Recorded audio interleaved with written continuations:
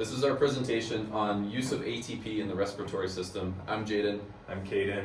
I'm Ethan. And I'm Luke. Perfect. So just a quick overview on how ATP is used in the respiratory system. ATP is the primary energy currency of cells all throughout the body, and it is involved in the respiratory system in processes such as muscle contraction of the diaphragm and then cilia movement to clear airways. So just to examine that first, ATP and muscle contraction of the diaphragm. The diaphragm is the primary skeletal muscle that separates the chest from the abdominal cavity and plays a crucial role in breathing. Once neural stimulus is received, a cascade is triggered involving ATP to carry out the muscle contraction of the diaphragm. And then as you can see over in this figure, ATP first binds to myosin, allowing it to detach after the power stroke. The power stroke is basically the movement contraction of that muscle.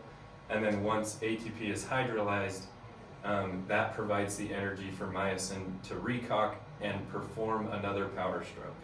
And then finally, once all is said and done, ATP pumps calcium back into the sarcoplasmic reticulum, and that stops the contraction and allows the muscle to relax.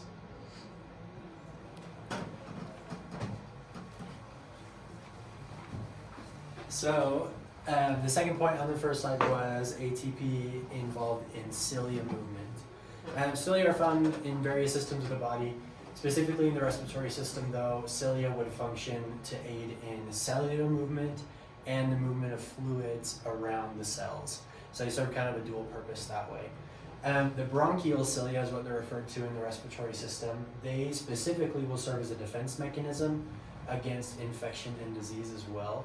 And so they do that by moving microbes and debris that are captured by mucus up and out of the airways and away from the alveoli in your lungs to make sure that the infections and the microbes and debris don't get caught in there. They work in tandem with goblet cells, and the goblet cells are the ones that make the mucus. And so when the goblet cells create the mucus, the cilia will take the mucus and they'll move it up the airway. Like I said, the goblet cells, they trap the foreign particles in the mucus they secrete. And this image just shows a little bit of how that works. You can see the goblet cells and the cilia involved in a matrix that lines the bronchus of the lungs and respiratory airway. So how ATP works in this is, of course, it's produced in the mitochondria just below the cilia though. And so when ATP is produced, you have a protein called dynein, and the dynein motor proteins within the cilia, they'll use the ATP that's produced to create a motion that makes the cilia slide back and forth. And that causes the cilia to bend, and the bending is what moves the mucus. And so the release of the ATP by the epithelial cells of the airway will increase the ciliary beat so it can make it go faster or slower.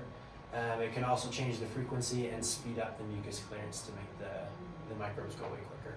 And that's just an image that shows how the cilia bends when ATP is introduced. And the bending there, the imbalance there will cause it to bend and shift.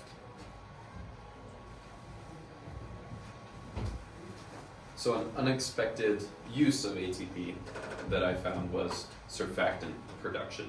So the ATP can be used as an energy source to actually synthesize the DPPC molecule, which is the major molecule found in surfactant.